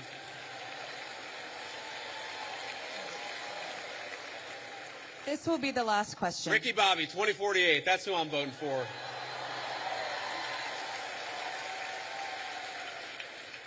This is the last. Oh, wow. We've been here over an hour. That's amazing. Okay, I'm sorry. Those of you who didn't get to answer a question, I tried to be as quick as I could. Go ahead. Mr. Vice President, I'm humbled and honored to be here. Recently, President Trump endorsed a candidate to run against Republican Representative Thomas Massie, who has opposed and criticized some of the Trump administration's aims. How would you address those who fear that principled disagreement or independent thinking is discouraged within the party because of how it can be framed as a betrayal instead of as internal accountability or an opportunity for debate and negotiation? So it's a very good question. And let me say this one is hard for me. And the reason it's hard for me is because Thomas Massie and he's one of the first people that ever reached out to me about my book or about political office. I've known Thomas Massie well before I ever got involved in politics. Thomas's wife died well, maybe it was a year and a half ago, 2 years ago. It was a little while ago. She died very unexpectedly, was a very sweet and kind woman, and I was probably one of the first people that called Thomas to offer my condolences. I think the problem with Thomas, and I've told him this in private, and now I guess I'll say it in public, is it's one thing to disagree with the party on a particular issue. It's one thing to have your independent stand on a number of questions. And by the way, some of the stuff where Thomas Massie has been independent against the Republican Party, I've agreed with him with. Thomas and I worked together during 2023 where I was trying to stop the limitless flow of American money to Ukraine, and Thomas was one of the people I was working closest with it. But that's one thing. Being independent, having your own opinions is one thing. Voting against the party on every single issue, you're eventually going to make too many enemies. And that is the problem that Thomas has had. It's not one issue. It's not 3 or 4 issues. It's that every time that we've needed Thomas for a vote, he has been completely unwilling to provide it. That is why the President of the United States has trained his ire on Thomas Massie. It's because we can never count on him for some of the most difficult votes. I wish that that weren't the case. I say that as somebody who's known Thomas well before I got into politics, but politics is politics, and when you always vote against the party, you can't expect the party to actually back you. That's the reality. So, Let me say just a couple of final things before I hit the road here. And one, it has been such an amazing honor to be with all of you this evening. I want to say two things.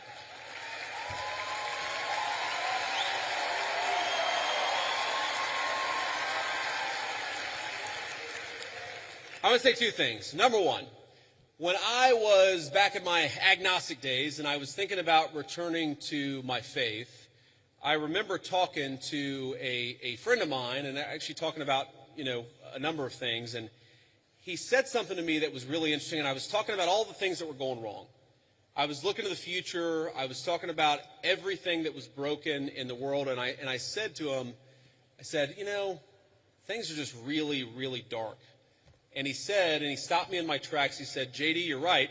There are a lot of things that are really dark out there, but despair is a sin. Now, I know not all of you are Christians, but for the Christians out there, I think that it is very important to remember that despair is actually a sin. It's okay to disagree. It's okay to criticize. It's okay to think that things aren't going well with a particular issue, but we are called to never give up hope. But I think one of the critical lessons of Charlie Kirk's life to his dying breath, this was a man who never lost hope in his Creator and never lost hope in the United States of America. So let's remember that and carry that forward as a way to remember.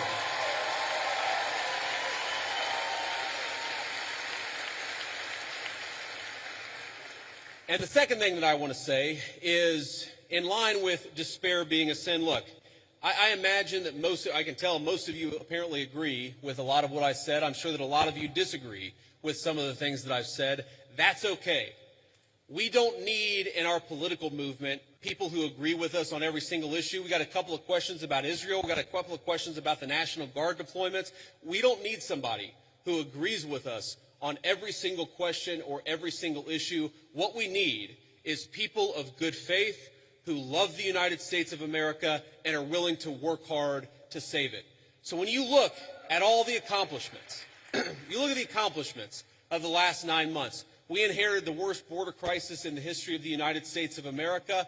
We shut down the border, and net immigration is 2.5 million lower today than it was in 9 months. That means the total number of people that have been sent out of this country is 2.5 million. We have 2.5 million fewer illegal immigrants than we had. That's a great accomplishment.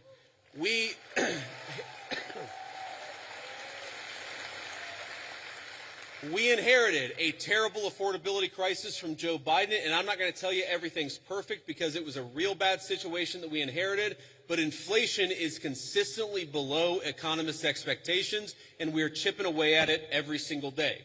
We inherited an economy where we had the largest trade deficit in the history of the United States of America. In 9 months, Donald Trump's tariff policies have cut the American trade deficit by over half. That means we're making more of our own stuff, and we're actually employing American workers to do it.